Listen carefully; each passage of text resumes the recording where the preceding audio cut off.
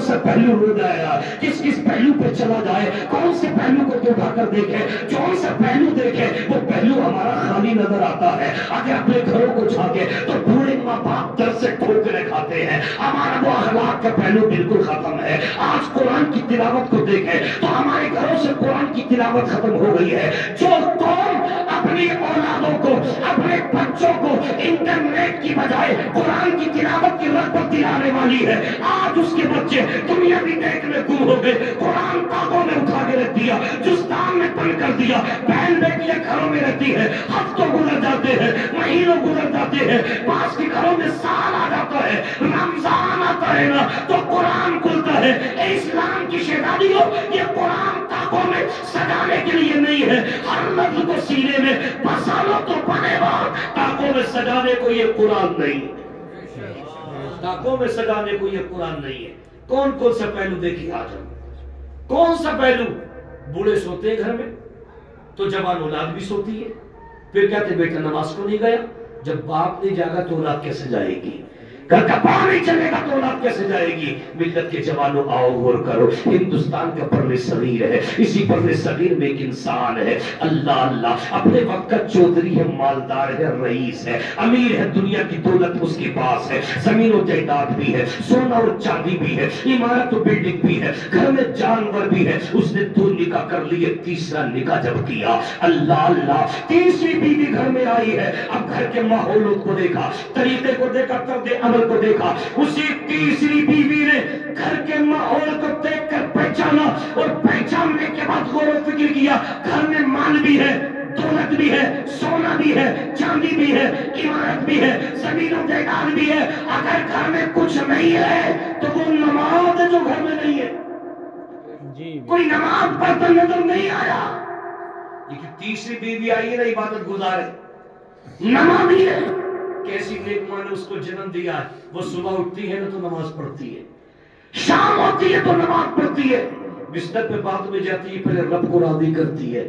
اللہ اکبر، پیارے آقا صلی اللہ تعالیٰ علیہ وسلم کے دیوانوں، آؤ ذرا غور کرو، وہ اللہ کی بندی ہے۔ اب جب اس نے گھر کے ماحول کو دیکھا چودھری ہے، سوتا اپنی بیٹھک کے اندر ہے، بیویاں الگ ہے۔ اب نوکر شام کو دودھ کا پیالہ لے کے گیا، یہ پاسیب چودھری ہے، اللہ اکبر چودھری، اللہ اللہ، جب یہ گیا دودھ کا پیالہ لے کر نوکر چودھری کے قریب، چودھری کے پاس چلا گیا، جب راستے میں پہنچا ہے نا تو بیوی نے دودھ کا پیالہ لے لیا، کہا اے نوکر یہ دودھ کا پیالہ مجھے دے، میں دودھ شوہر کو لے جا کر دیتی ہوں۔ اب یہ بیوی شوہر کے قریب گئی، جیسے ہی شوہر چودھری نے دیکھا، اے بیوی دودھ تم لے کے آئی ہو، یہ دودھ کا پیالہ نوکر کیوں نہیں لایا؟ کہتی ہے میرے سر کے تاج میں بیوی ہوں، آپ شوہر ہیں، میرا خدمت کرنے کا حق زیادہ ہے، میں تمہاری خدمت کروں۔ اللہ رب، اتنا سنت ہے، دودھ کا پیالہ تو لے لیا۔ اب بیوی کہتی ہے میرے سر کے تاج، کیا میں آپ کی تھوڑی دیر ٹانگیں دبا دوں، خدمت کر دوں؟ اس نے اجازت دے دی، ٹانگیں دبانے لگی، خدمت کرنے لگی۔ چودھری کی آنکھوں میں نیند کا غلبہ آیا نا، بیوی کہتی ہے میرے شوہر اگر اجازت دو تو صبح کو فجر کی نماز کے لیے بیدار کر دوں، صبح کو فجر کی نماز کے لیے بیدار کر دوں اگر اجازت دو۔ پتہ یہ چلا ملت کے جوانوں، آج جو دور ہے نا، یہ دور بڑا نازک دور ہے، اور آج عورتیں گھروں میں اگر یہ چاہے تو شوہر نمازی بن جائے، ماں چاہے تو بچہ نمازی بن جائے۔ آج بیوی اگر شوہر کے ساتھ اپنے گھر سے باہر نکلتی ہے نا، مارکیٹ میں چلی گئی، بیوی شوہر کے ساتھ میں، شوہر بیوی کے ساتھ میں، بیوی ایک دکان پہ جائے گی، شوہر بھی جائے گا، دوسری پہ جائے گی، شوہر بھی جائے گا، تیسری پہ جائے گی، شوہر بھی جائے گا، دکان سے دکان لے گئی ہے، گھماتی چلی گئی، شوہر چلا گیا، اس لیے کہ اس کی ضرورت پوری نہیں ہوئی۔ ایک دکان سے دوسری دکان، دوسری سے تیسری دکان، تیسری سے چوتھی دکان، جیسے بیوی لے کے گئی ویسے چلتا چلا گیا۔ تو جب یہ بیوی کے کہنے پہ چند چپ دکانوں پہ جا سکتا ہے تو اگر یہی بیوی صبح کو نماز کے لیے اگر بیدار کرے نا تو اپنے شوہر کو مسجد کا نمازی بنا سکتی ہے، اگر چاہے تو نمازی بنا سکتی ہے۔ ایک ماں اپنے بچوں کو قرآن کا قاری بنا سکتی ہے، مسجد کا نمازی بنا سکتی ہے۔ اللہ اکبر، کہا تھا اس نے سر کے تاج میں خدمت کرنا چاہتی ہوں، کیا اٹھا دوں نماز فجر کے لیے؟ اتنا سنا چودھری کہتا ہے بس یہ بات مت کرنا، آئی تھی نا دودھ لے کے واپس چلی جا. اگلا دن آیا اور اگلا دن نہیں، تاریخ کا تیور بولتا ہے ہفتوں کی مدت گزری ہے.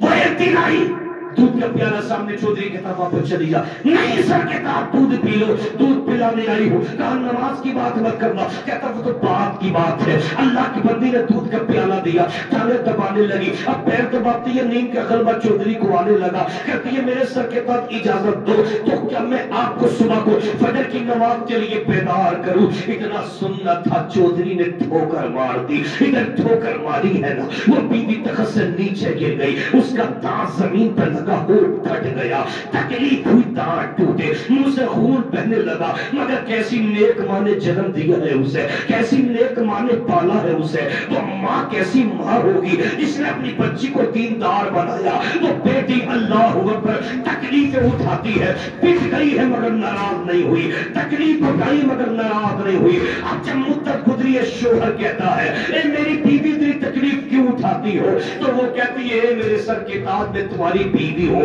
تم شوہر ہو. اللہ نے ہمارے وجود سے اگر بچوں کو جنم دیا، کوئی بیٹا یا بیٹی دنیا میں آیا، میں بچے کی ماں بنوں گی. اور وہ بچہ بھی بے نمازی اگر بن گیا، تم نماز نہیں پڑھتے، اگر میرا بیٹا بھی بے نمازی بن گیا تو بے نمازی کو جہنم کی آگ میں جلایا جائے گا. اے میرے سر کے تاج، یہ ماں کیسے برداشت کرے گی اپنے بچے کو آگ میں جلنا؟ جب بچہ بے نمازی ہوگا جہنم کی آگ میں جلے. آج اگر دنیا میں بچے کی تھوڑی سی انگلی چل جاتی ہے تو ماں کا کلیجہ پھٹ جاتا ہے. آج اگر دنیا میں تھوڑی سی آگ کی نظر انگلی ہو جائے تو بچے کی تکلیف کو دیکھ کر کے ماں کی تکلیف بڑھ جاتی ہے. تکلیف کون سی ماں، کتنا درد رکھتی ہے یہ ماں، کتنی محبت رکھتے ہیں باپ. آج ہم آسان سمجھ لیتے ہیں ان کا. آج اگر باپ بوڑھا ہو گیا تو سمجھتے ہیں ہمیں کیا کرنا ہے، ماں بوڑھی ہوگی تو سوچتے ہیں ہمیں ان کا کیا کرنا ہے. اے ملت کے جوانوں، کبھی تم نے غور کیا کون سی ماں ہے؟ ارے وہ ماں جس ماں نے ہمیں اور تمہیں 9 مہینے اپنے پیٹ کے اندر رکھ کر پالا، وہ ماں. کون سی ماں جس ماں نے اپنے بچے کو اپنے بدن سے 2 سال تک خون کو دودھ کی صورت میں پلایا، وہ ماں. کون سی ماں جس ماں نے اپنے بچوں کو سوکھے میں سلا کر راتوں کو گیلے میں گزار دیا، وہ ماں. کون سی ماں جس ماں نے اپنے بچے کے جسم پر تیل کی مالش کر کے زمین پہ چلنے کے قابل بنایا، وہ ماں. اتنی محبت کرنے والی ماں اگر ٹھوکریں کھائے گی تو اس ماں کے دل پر کیا گزرے گی؟ جس ماں نے 5 تک بیٹوں کو پال کر کے جوان کر دیا، ماں نے اپنے منہ کا لقمہ نکال کر کے بیٹوں کو کھلا دیا، صرف یہ کہہ کر میرے بچوں مجھے بھوک نہیں ہے تم کھا لو. اس ماں نے اپنا کلیجہ نکال کے تمہیں دے دیا. اب وہ بوڑھی ہو گئی، تم دیکھتے نہیں ہو.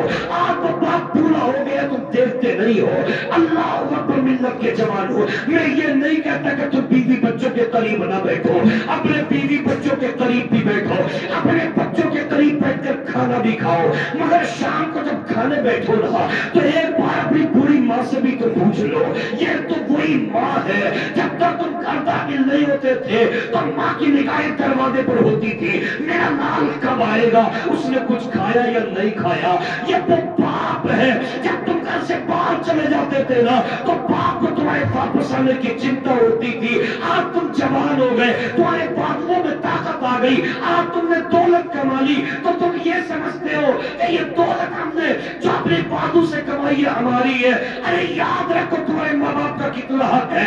اگر بیٹا اپنے پکڑ کی کھال اتار کر اس کے جوتے بنا کے اپنے باپ کو پہنا دے، ماں کو پہنا دے، تب بھی ماں باپ کا حق ادا نہیں کر سکتا ہے. اس لیے تمہیں ایک مرتبہ اپنی ماں سے پوچھ لیا کرو، ماں تو نے بھی کھانا کھایا یا نہیں کھایا؟